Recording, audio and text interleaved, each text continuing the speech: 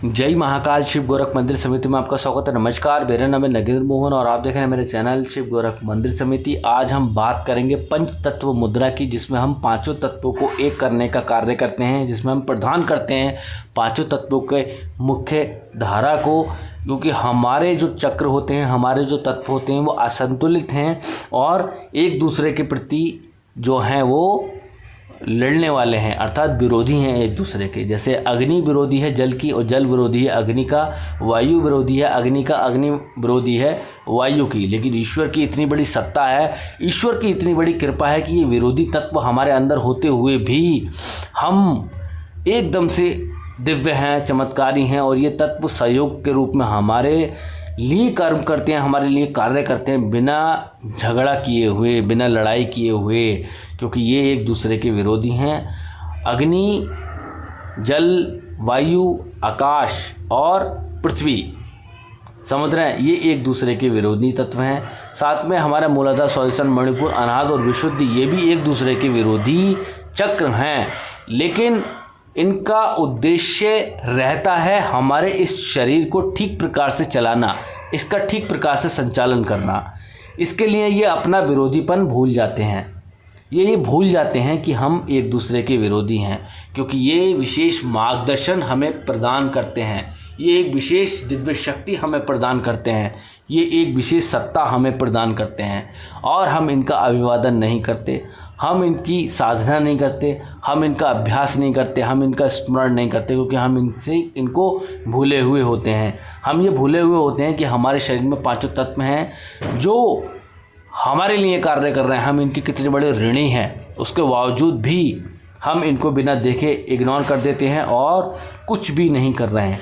इनके ऋण से मुक्ति के लिए आपको जल कर्म करना होगा, यज्ञ कर्म करना होगा, प्राणायाम करना होगा, ध्यान करना होगा और तर्पण करना होगा।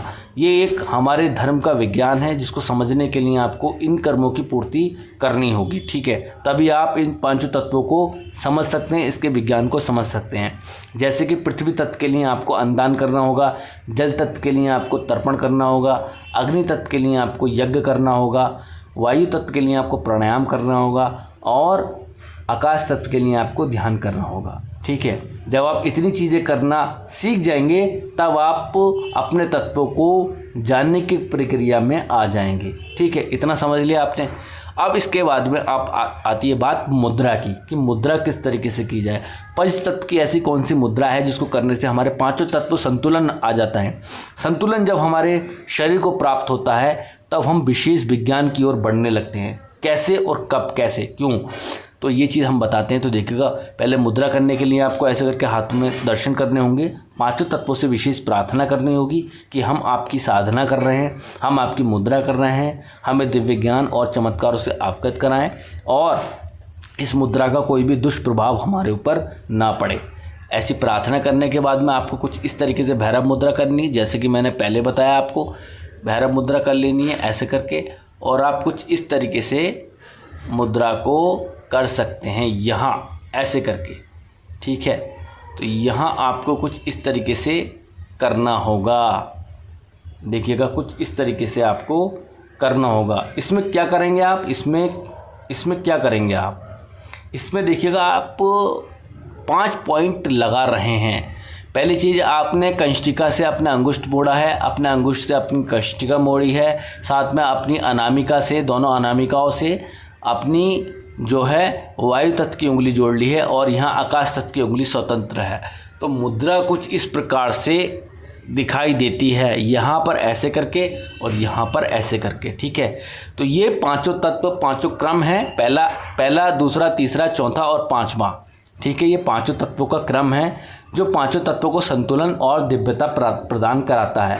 साथ में ये हमारे चक्रों को भी दिव्यता और संतुलन प्रदान कराता है, जिसमें हमारा मूलाधार चक्र, स्वादिष्ठान चक्र, मणिपुर चक्र, अनाहत चक्र और विशुद्धि चक्र।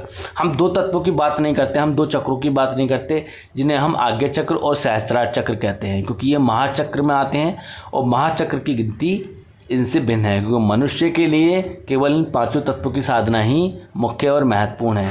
जब साधक इन पांचों तत्वों के विषय में जान लेता है, उसका ज्ञान कर लेता है, तब इन चक्रों तक अपने आप ही पहुंच जाता है। इनको पहुंचने के लिए आज्ञा चक्र या सहस्त्रार चक्र तक पहुंचने के लिए आपको इन 5 चक्रों के विषय में जानना होगा, इसका ज्ञान करना होगा और इनको पार करना होगा, तभी आप इनके विषय में जान पाएंगे। ठीक है, तो इस मुद्रा से आप अपने 5 चक्रों का, अपने 5 तत्वों का, अपने 5 प्राणों का संतुलन बना लेते हैं। लेकिन इस चीज़ का विशेष ध्यान रखें, जब आप इस मुद्रा का अभ्यास करें तो टेढ़ी मेढ़ी नहीं होनी चाहिए। आप ठीक प्रकार से इस मुद्रा का अभ्यास करें, तभी आपको सुनिश्चित इसमें सफलता मिलेगी। तो एक बार और हम बता देते हैं कि किस तरीके से हमने मुद्रा लगाई है आपको। ठीक है, तो मुद्रा लगाने के लिए आपको करना क्या है, इस तरीके से हाथों में दर्शन करने हैं और 5 तत्वों से प्रार्थना करनी है। अपने इष्ट देव से, अपने गुरुवर से प्रार्थना करनी है कि हम 5 तत्वों की साधना करने जा रहे हैं, तो हमें दिव्यता और ऊर्जा प्रदान करें, जिससे हम 5 तत्वों की साधना करने में सफल हों। ये 11 दिन की साधना है, आप मुख्यतः इसको बढ़ा सकते हैं समय को। ठीक है, तो करने के बाद में ऐसे हाथों का दर्शन करना है और भैरव मुद्रा कर लेनी है कुछ इस तरीके से, यहाँ पर और यहाँ पर कुछ इस तरीके से लगा लेना है। यहाँ ऐसे लगाएंगे क्रॉस में और यहाँ ये क्रॉस में ऐसे लगाएंगे। ठीक है, जब आप इस तरीके से लगा लेते हैं तो मुद्रा कुछ इस तरीके से बन जाती है। तो यहाँ पर हमारी माध्यमा से मिली हुई है, हमारी अनामिका हमारी तर्जनी से मिली हुई है, इधर के हाथ में हमारी अनामिका हमारी इस वाली हाथ की तर्जनी से मिली हुई है, और यहाँ पर दोनों कंष्टिकाएँ हमारी दोनों अंगुष्ठ से मिली हुई है। तो ये भैरव तंत्र योग का विज्ञान है, जिसमें हम सूर्य और चंद्र का विज्ञान मिला करके एक करते हैं। तो ये मुद्रा ब्रह्म मुद्रा कही जाती है। इस मुद्रा के अकॉर्डिंग जब आप चलेंगे तब आप ब्रह्म साधक बनेंगे। समझ रहे हैं, ब्रह्म साधक क्या होता है?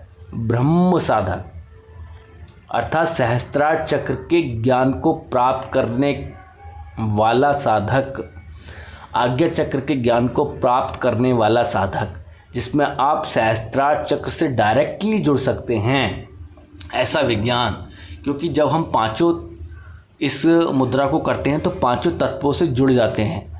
जब 5 तत्वों से हम जुड़ जाते हैं तो हमारा शरीर अपना नहीं रहता। ये 5 तत्व हमें ब्रह्म की प्राप्ति कराने में हमारी सहायता करते हैं, हमारी मदद करेंगे। तब हम ये जान पाएंगे कि हमारे चक्रों की प्रक्रिया क्या है, हमारे प्राणों की प्रक्रिया क्या है, हमारी इंद्रियां किस प्रकार से कार्य करती हैं, हमारी नाड़ियां किस छोर से जा कर के किस छोर पर एंड होता है इनका, अर्थात समाप्त होती हैं, और उस समापन में कितनी ऊर्जा व्यय होती है, कितनी सिद्धियां प्राप्त होती हैं, कितनी योग्यताएं हमें मिलती हैं और कितनी योग्यताओं को हम नष्ट कर देते हैं। अर्थात कोई भी मुद्रा है तो अपने दिव्य अनुभव को तो करती है, साथ में वो दुष्प्रभाव भी देती है। अगर कोई भी तामसिक प्रवृत्ति का मनुष्य आवश्यक पदार्थों का सेवन करने के बाद में मुद्रा को करता है तो उसका असर उल्टा हो जाता है। जी हाँ, इस चीज़ का विशेष ध्यान रखें। आप कोई भी मुद्रा करें तो आवश्यक पदार्थों का सेवन किए हुए ना हो, दिव्य चमत्कारों को दर्शाने वाले हों और अधिक से अधिक मौन धारण कर सकें। ठीक है, इस चीज़ का विशेष ध्यान आप रखें। अधिक और अधिक मौन धारण करें। जितना मौन धारण करेंगे आपकी साधना उतनी अच्छी और उतनी प्रबल होगी। तो इस साधना का अभ्यास करें। ये 5 तत्वों को संतुलन करने की साधना है। 11 दिन की मुख्य साधना है। इसको किसी भी दिन कर सकते हैं।